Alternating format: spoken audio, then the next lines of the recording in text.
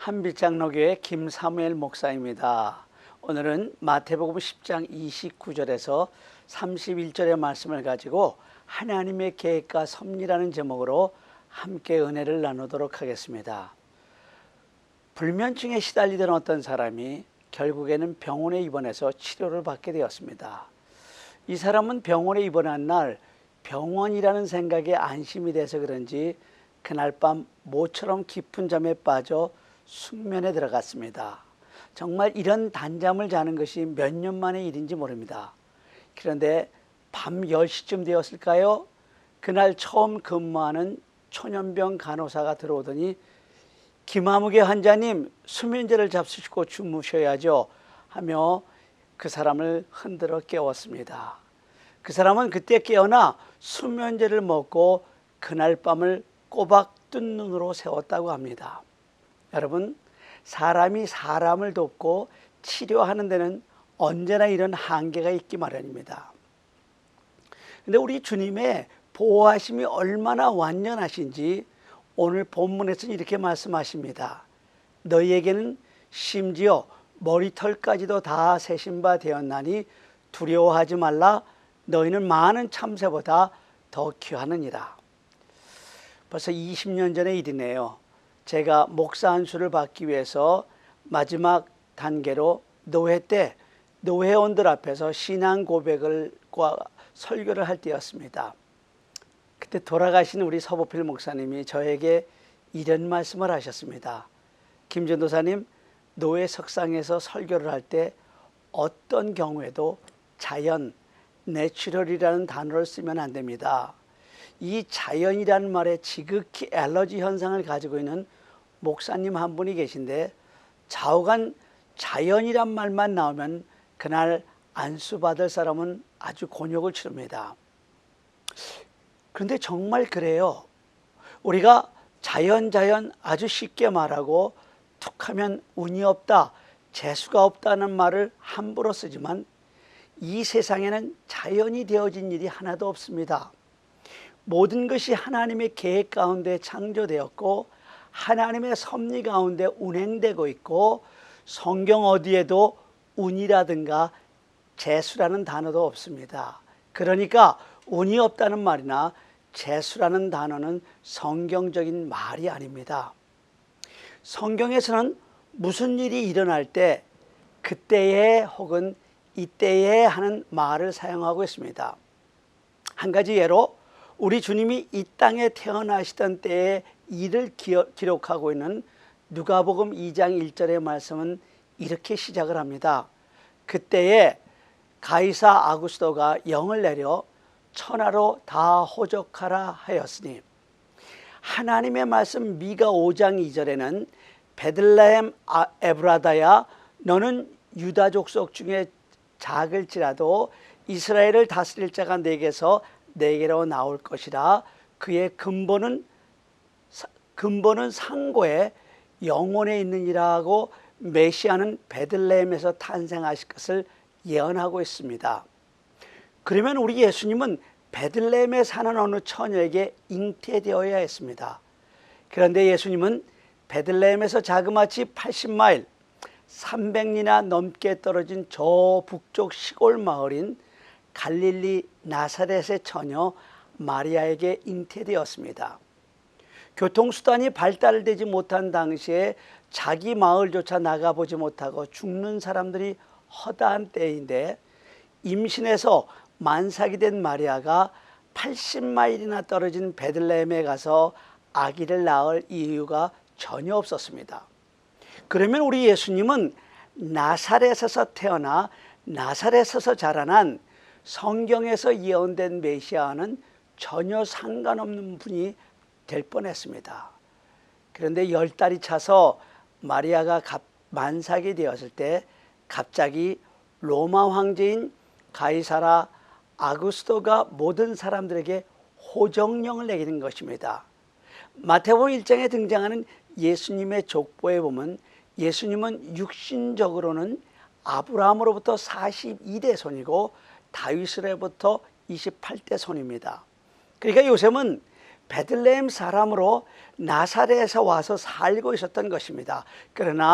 그래서 요셉은 어쩔 수 없이 만삭이 된 아내 마리아를 데리고 호적을 하기 위해서 고향 베들레헴으로 내려갈 수밖에 없었던 것입니다. 성경에 보면 19년 동안 가만히 있던 황제 가이사 아구스토가 갑자기 호적령을 내린 것입니다. 여러분, 이게 과연 우연이었을까요? 아니요. 나사렛에서 잉태했던 예수님이 베들레헴에서 탄생하기 위해서 인간의 역사, 아니 히즈 스토리, 하나님의 예정된 역사를 전개하고 계신 하나님의 섭리입니다.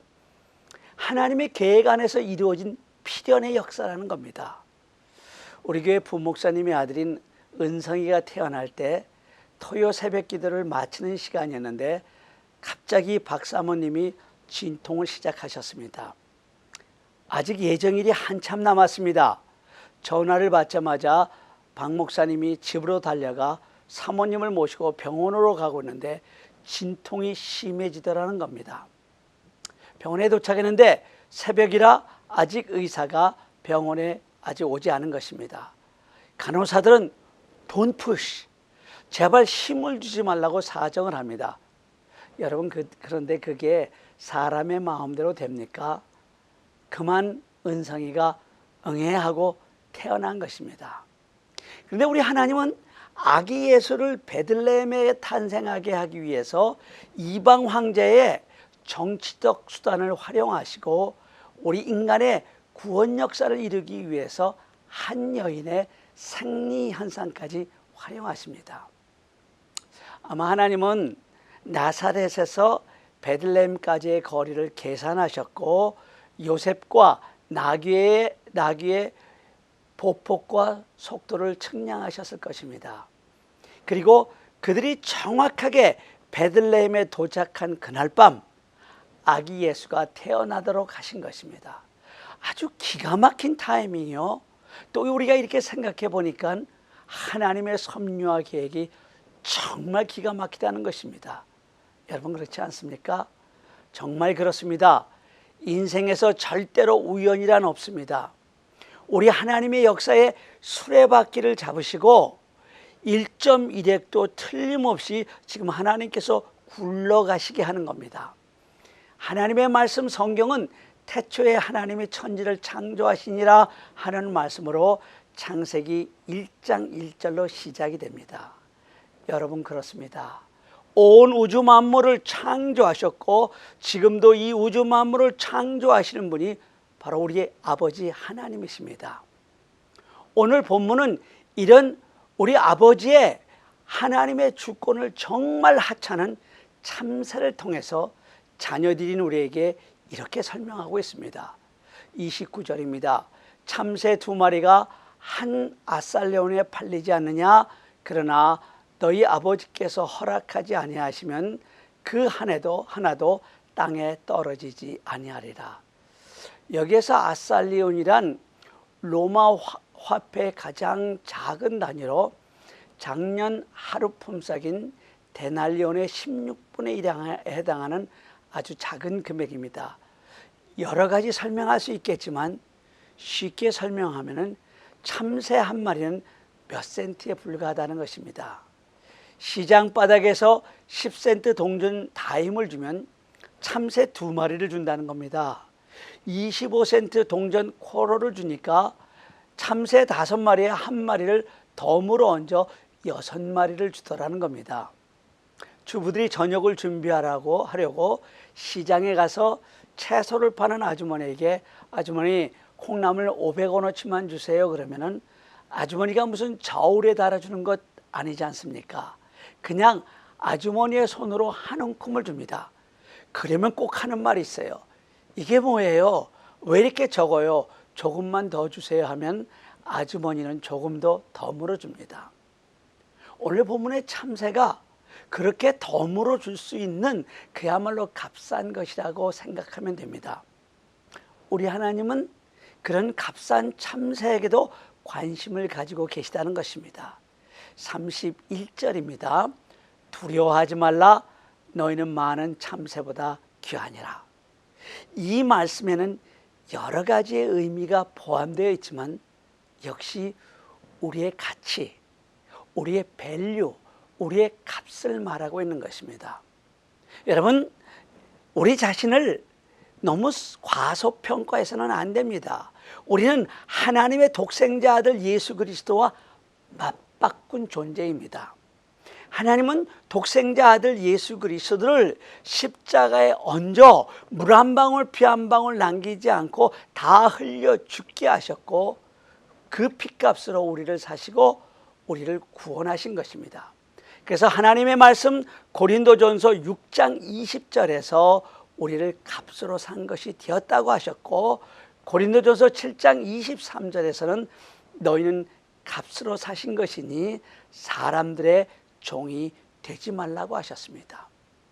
하나님의 말씀인 성경은 분명히 이렇게 말씀하셨습니다. 너희는 값으로 사신 것이니. 그런데 그 값이 독생자 아들 예수 그리스도였다는 것입니다. 그래서 우리의 가치, 밸류, 우리의 값이 예수 그리스도라고 하는 겁니다. 그런데 사람들이 이런 엄청난 자신의 가치, 밸류, 값을 모릅니다. 그래서 함부로 살아가고 있는 겁니다. 여러분, 한국에서 가장 퇴폐한 것이 어딘가? 놀랍게도 인생을 논하고 학문을 논해야 할 소위 지성인이라고 불리는 대학생들의 거리라고 하는 홍대 앞이나 신천 사거리라고 합니다. 이 거리에는 젊은이들의 끌어오는 성욕으로 넘실대며 해가 벌건 대낮부터 남녀할 것 없이 알코올에 중독되어 비틀거리고 밤새도록 퍼마시다가 새벽녘이 되어보면 젊은 여자들이 짧은 치마를 입고 속옷을 다 드러낸 채 여기저기 쓰러져 있는 아주 추악한 모습을 보게 된다고 합니다. 오죽하면 한국 주재원으로 근무하던 한 외국 기자가 한국 문화에 대한 질문에 대해 한국 문화는 막 터져 나오려고 하는 활화산 같은 욕종의 문화라고 했을까요? 요즘 한국 경찰은요, 불법으로 개조한 자동차나 오토바이로 굉음을 울리면서 서울 한복판의 대로나 인천 국제공항 고속도로나 자유로 같은 수도권의 자동차 전용도로에서 시속 200km에서 300km의 속도를 달리는 폭주적으로 골머리를 앓고 있다고 합니다. 그들의 대부분이 10대, 20대 초반의 젊은이들이라고 합니다. 한 번은 기자가 한 앳된 폭주족에게 이렇게 물었습니다. 그렇게 달리다 넘어지면 죽을 텐데 무섭지 않느냐? 그러니까 그와 함께 있던 젊은이들이 이구동성으로 이렇게 대답을 했다고 합니다. 신나게 달리다 죽으면 얼마나 멋있어요. 여러분, 이런 그들에게서 무슨 나라와 민족의 미래를 기대할 수 있겠습니까? 이것은 자신이 얼마나 귀하다는 것, 자신이 예수 그리스도의 값이라는 것, 자신의 가치, 자신의 밸류, 자신의 값을 몰라서 그러는 겁니다. 하나님의 말씀 로마서 8장 32절입니다. 자기 아들을 아끼지 아니하시고 우리 모든 사람을 위하여 내주시니가 어찌 그 아들과 함께 모든 것을 우리에게 주시지 않겠느냐.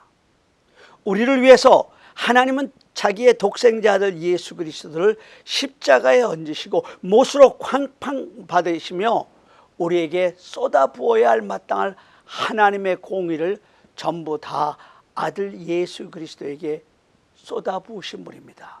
그리고 우리를 구원하셨습니다. 그런 하나님께서 이제 무엇이 더 아깝겠느냐 하는 것입니다. 연초에 다 부스러기입니다 하는 제목으로 설교를 드린 적이 있습니다. 지금 당신이 하나님께 구하고 있는 것이 독생자 아들 예수 그리스도보다 귀한 것이냐 하는 겁니다. 사실 다 부스러기가 아닙니까? 우리가 구하는 물질, 온 천하 만물이 우리 하나님 것인데 다 부스러기입니다. 우리가 구하는 생명, 그것이 진정한 영생보다 귀한 것입니까? 다 부스럭입니다. 여러분, 우리가 구하는 것들 사실 다 부스러기에 불과합니다. 그리고 부스럭이라도 충분하다는 것입니다. 왜냐하면 우리는 이미 그 어느 것과도 비교할 수 없는 가장 귀한 독생자들 예수 그리스도를 받은 사람들이기 때문입니다. 이게 바로 우리의 가치입니다. 우리의 밸류입니다. 우리의 값입니다. 또 30절에서 이렇게 말씀하십니다. 너희에게는 머리털까지 다 세신 바 되었나니. 혹 자기의 머리털을 세어보신 분이 계십니까? 물론 머리가 많이 빠지는 분들은 머리를 감거나 빗질을 할 때 자기의 머리털이나 얼마나 많이 빠지는가 하고 관심을 가지고 계신 분들이 있지만 자기 머리털을 세어본 분도 없을 것이고 그럴 수도 없습니다. 그런데 하나님은 그런 우리의 머리털까지도 세신 바 되었다고 하십니다. 하나님은 왜 우리의 머리털을 세고 계실까요? 천지 만물을 창조하신 다음에 할 일이 없으셔서 심심하시니까 야, 김 목사 이리 와봐. 내 머리털이나 한번 세어보자 하시며 하나, 둘, 셋, 14만 15개 그러시는 걸까요? 아니지 않습니까? 우리를 향하신 하나님의 관심과 사랑을 말씀하고 계신 것입니다. 우리를 아시되 우리의 안고 섬을 아시고 멀리서도 우리의 생각을 밝게 하시며 우리의 모든 길과 우리가 눕는 것을 살펴보심으로 우리의 모든 행위를 익히 하시고 우리의 혀의 말을 알지 못하는 것이 하나도 없으신 하나님의 그 사랑과 그 관심을 말씀하고 있는 것입니다. 그러면 우리는 또 이런 질문을 던질 수밖에 없습니다. 이처럼 하나님의 사랑과 관심을 한 몸에 받고 있는 우리에게 고난도 없고 문제도 없어야 되지 않겠느냐 하는 질문입니다. 왜 하나님은 하나님의 사랑하는 백성들에게 가슴이 저며오는 삶의 문제가 있느냐 하는 것이고, 왜 몸에 질고로 죽을 것 같은 고통을 당하는 사람이 있으며, 왜 마치 막다른 골목에서 꼼짝달싹할 수 없는 사면초가에 부딪히는 그런 성도들이 있느냐 하는 것입니다. 그런데 여러분 그걸 아세요? 하나님이 관심을 가지고 계심에도 불구하고 여전히 참새는 포수의 총에 죽기도 하고 그물에 걸려 떼죽음을 당하기도 하며 추위에 얼어 죽기도 하며 포식자 뱀의 밥이 되기도 하며 개구장이에 장난질하는 새총에 맞아 죽기도 합니다. 또한 하나님이 한 올 한 올 헤아리시는 머리털이지만 백발도 되고 대머리도 될 수 있습니다. 그러나 오늘 본문이 우리에게 말씀하시는 것은 그럼에도 불구하고 그 모든 것이 하나님의 허락 없이는 하나님의 주권 밖에서 이루어지는 것이 하나도 없다는 것입니다. 1984년 12월 2일에 인도 보팔에 있는 화학약품 제조회사인 미국의 다국적 기업인 유니언 카바이트 현재 화학공장에서 20세기 최악의 인명피해가 일어난 사고가 벌어졌습니다. 농약 원료로 사용되고는 MIC라고 불리는 아이소사이 아나메틸이라는 유독가스가 8만 파운드, 자그마치 36톤이라는 어마어마한 양이 누출된 것입니다. 보팔 참사라고 이름 붙여진 이 사고로 2,800여 명의 인근 주민이 당일날 죽었고 20만 명 이상 사람들이 이 가스에 노출되어 현재까지 2만 명 이상 죽었고 12만 명이 실명과 호흡곤란과 위장장애 등 만성질환을 앓고 있으며 중추신경계와 면역체계 이상으로 인한 중병들을 앓고 있으며 현재는 유전자 돌연변이도 계속해서 출현하고 있다고 합니다. 우리가 잘 아는 것처럼 인도는 힌두교와 이슬람교도가 압도적입니다. 그런데 그런 곳에서도 하나님을 믿고 하나님을 아버지로 고백하는 하나님의 백성이 있었습니다. 사고 현장으로부터 한 블록 떨어진 동네에 모여 살고 있었습니다. 가스가 유출되어 골목마다 스며들고 가스가 지나가는 곳마다 사람들이 픽픽 쓰러집니다. 여러분은 무슨 장면이 생각나십니까? 그래요. 출애굽 때 마지막 10번째 재앙, 장자의 죽음 때 죽음의 천사가 내려와 지나갈 때 모든 애굽의 초태생들이 다 죽었던 것이 생각나지 않습니까? 이제 겨우 차가 비껴 지나갈 만한 작은 도로 하나만 지나면 기독교인들이 많이 사는 마을입니다. 그런데 하나님이 자기 백성들을 어떻게 보호하셨는지 아십니까? 작은 도로 하나만 지나면 가스가 그 마을로 들어가게 될 텐데 놀랍게도 가스는 도로 앞에서 와서는 왼쪽으로 방향을 틀어버렸습니다. 물론 그날 특별히 바람도 불지 않았습니다. 그래서 그 마을에 사는 2만 명의 그리스도인들이 고스란히 구출을 받았습니다.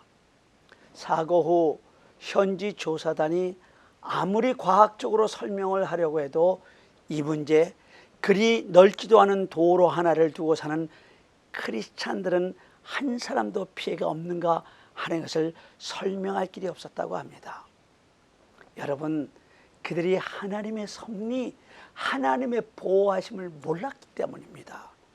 그들이 유월절 어린 양의 피의 원리를 몰랐던 것입니다. 이 사람들이야말로 유월절 어린 양 대신 예수 그리스도의 핏부림을 받은 사람들입니다. 이 사람들이야말로 심장으로부터 흐르는 모든 피줄에는 우리 주 예수 그리스도의 보혈이 흐르고 있었던 것입니다. 그런 그들이 우상이나 섬기는 이방인들과 같을 수가 없죠. 그들은 온갖 고난과 핍박을 무릅쓰고 예수님 품으로 돌아온 사람들입니다. 그런 그들에게 일어난 기적은 오히려 당연한 것이었습니다.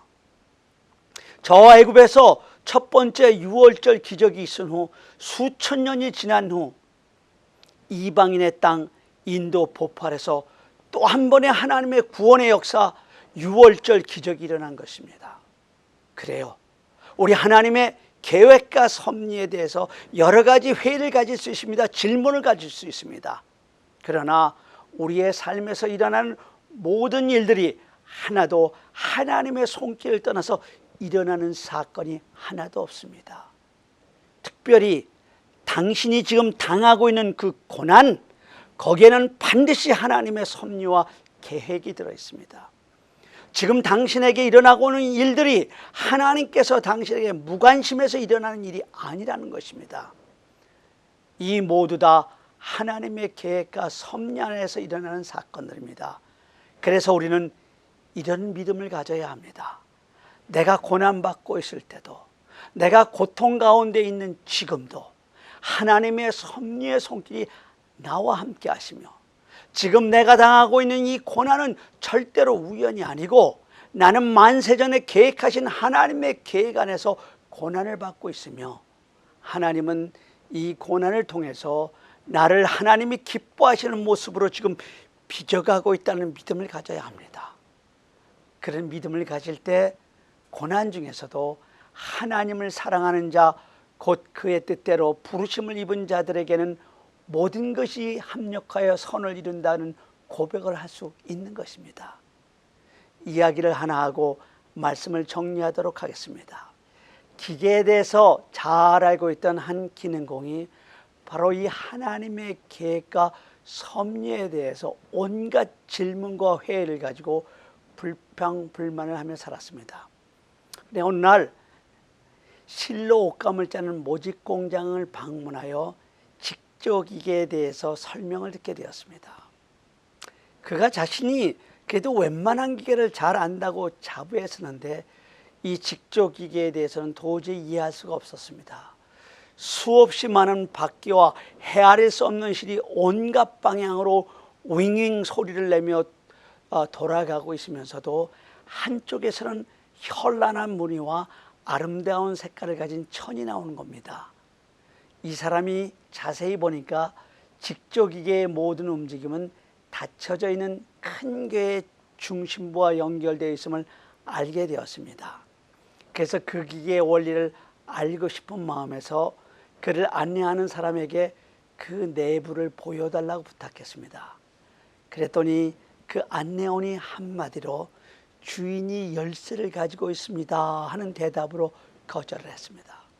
그런데 이 기능공에게 이 한마디 주인이 열쇠를 가지고 있습니다 하는 마치 이 한마디가 한 줄기의 섬광처럼 그의 가슴에 꽂혔습니다. 그가 지금까지 가지고 살던 인생의 모든 복잡한 생각에 대한 해답이 그 한마디에 있었던 것입니다. 그렇다. 주인이 열쇠를 가지고 계신다. 내 인생의 주인이신 하나님이 모든 것을 다스리고 관리하신다. 여러분, 이것으로 충분하지 않습니까? 우리의 삶에서 일어나는 모든 일, 모든 문제, 특별히 고난의 문제, 절대로 우연은 없습니다. 우리 인생의 주인이신 하나님이 만세전에 계획하신 그 계획 안에서 지금도 한 점의 오차도 없이 착착 진행되고 있는 것입니다. 우리를 사랑하시되 독생자들 예수 그리스도를 십자가에 얹기까지 사랑하신 그 하나님의 섭리 안에서 필연적으로 이루어지고 있다는 것입니다. 지금 당신 앞에 일어나고 있는 모든 일들은 하나님께서 당신에게 무관심해서 일어나는 일이 아니라는 것입니다. 사랑이 많으신 하나님이 이 모든 것을 다스리고 지금 관리하고 있단 말입니다. 이 믿음을 가지고 고난이 오거나 어려움이 닥칠 때 여러분 제발 걱정을 멈추고 그 문제를 하나님께 한번 올려드려 보세요. 아무것도 염려하지 말고 다만 모든 일에 기도와 간구로 당신의 구할 것을 감사함으로 하나님께 아뢰십시오. 그리하면 모든 지각에 뛰어난 하나님의 평강이 그리스도 예수 안에서 당신의 마음과 생각을 지켜주실 것입니다. 우리 다 같이 기도하십시다.